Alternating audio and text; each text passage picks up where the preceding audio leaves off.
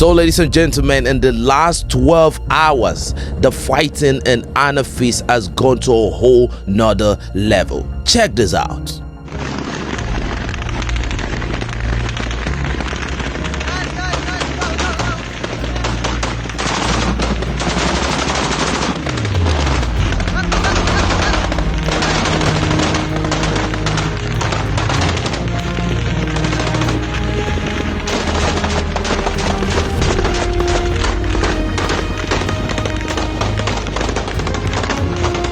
That is not the only situation that can paint a clear picture of the reality in Anafis. Ladies and gentlemen, it has been unforgiving, it has been clinical, it's been devastating. According to the information we have, a large convoy of the Russian African Corps and the Malian Armed Forces is currently pulling to the city of Anafis. Ladies and gentlemen, according to the information that we have right now, the Malian Armed Forces have been able to consolidate on their position, push the FLA out of the major stronghold that they occupy in the initial phase of this battle. But the fighting continues as the FLA have made a statement, and permit me to quote what they said in this podcast. They said that it is either victory or the vanquish. Ladies and gentlemen, that's the statement and that's the determination.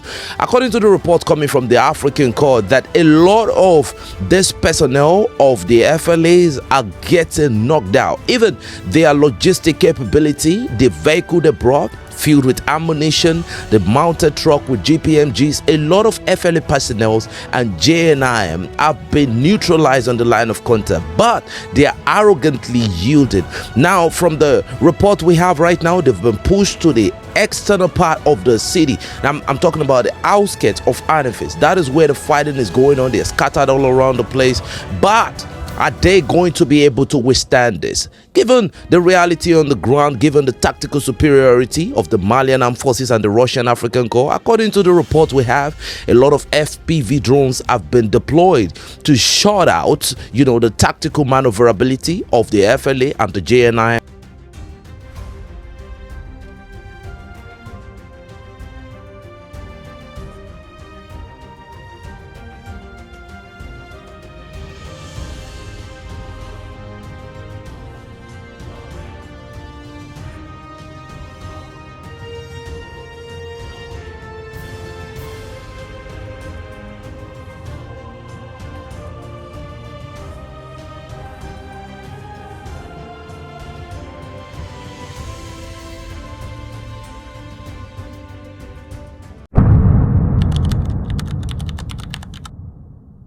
Now, we got a report this morning that even some personnel of the JNIM are beginning to call for some of their fighters scattered all around the Sahel to join the ranks and make sure that they consolidate to earn a very, very dangerous victory in Anafis. Let's go into the main reason for this battle of Anafis. Now, I'm going to come from the perspective of the people that try to siege Anafis, which are the FLA and the JNI. Based on the report we have, according to information, they believe that if Kidal city is going to fall, the offensive is going to be launched from Anafis. Now, we have a situation in Ageok. I don't know how that is going to work because Ageok is very, very closer to Kidal city than Anafis. Both are close. Kidal city is surrounded by these two cities, but they are saying that they anticipate that if any offensive is going to come, it's going to be coming from Anafis because of the build-up and the fortress belt that has been built in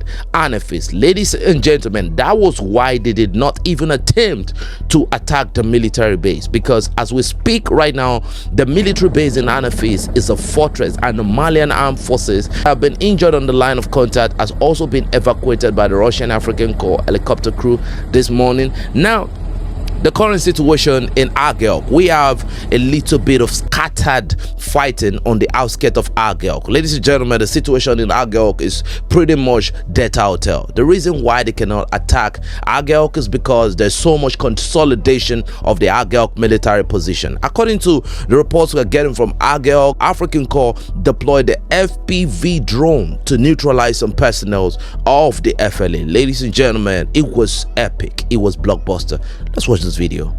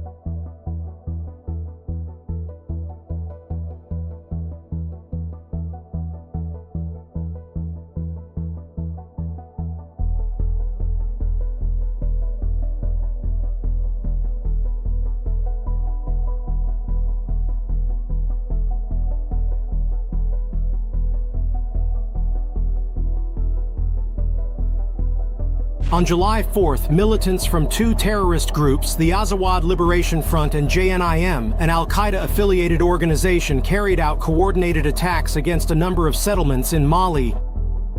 Cities and towns located mainly in the north of the country were attacked. These include Gao, Anafis, Agalhak, and also Sivari in the center of Mali. All of those terrorist attacks were successfully repelled by fighters of the Africa Corps and the Malian Armed Forces. At the moment, operations are underway to clear those areas. The remaining terrorist resistance is being eliminated.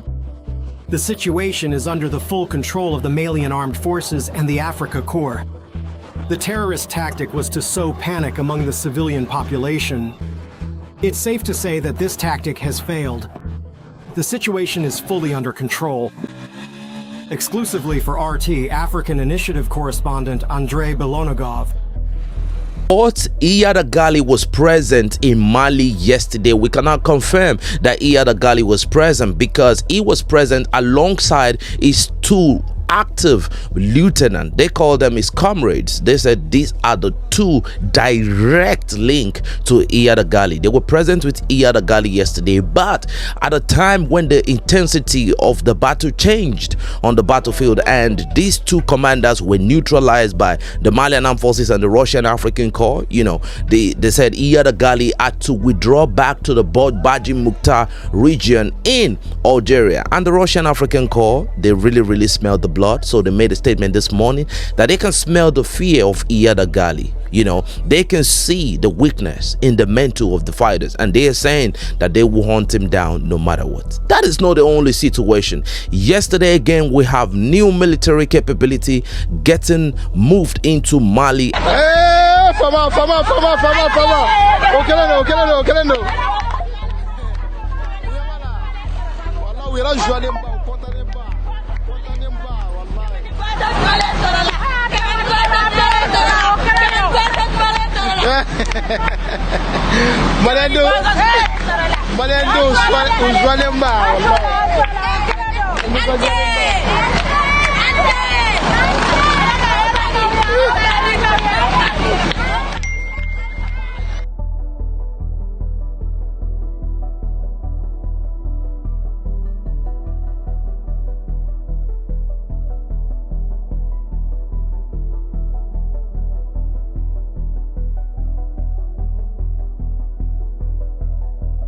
According to information, a lot of people are speculating at this a sort of immediate or urgent military purchases that have been made to affect or to change the dynamics on the line of contact in the northern Kidal region, or these are just some new military capability that have been on the order list for a very significant period of time. Whichever reason it is, the Malian Armed Forces have really been able to maintain a sort of tactical superiority in all positions that have been subjected to some sort of attack in the last 24 hours. So at this point, ladies and gentlemen, the only thing we can do right now is to ask a simple question.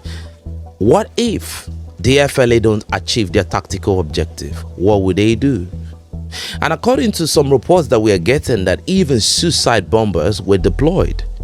But the Russian African Corps neutralizes suicide bomber with the use of FPV drone. Ladies and gentlemen, I want you to tell me in the comments, is the FPV drone and the fiber optic capability, is it a game changer right now in the escalation that is currently playing out in Mali? Tell me what you think in the comments. Ladies and gentlemen, representing the Android community and giving you the update as we continue to monitor the situation on the ground, and we'll be bringing you a report as things develop later in the day. It's your boy 72 Android signing out. Enough said, but before I go, La Patrie du Le Mans, I'm here giving you the reality of what is currently going on the line of contact. Thank you and God bless you.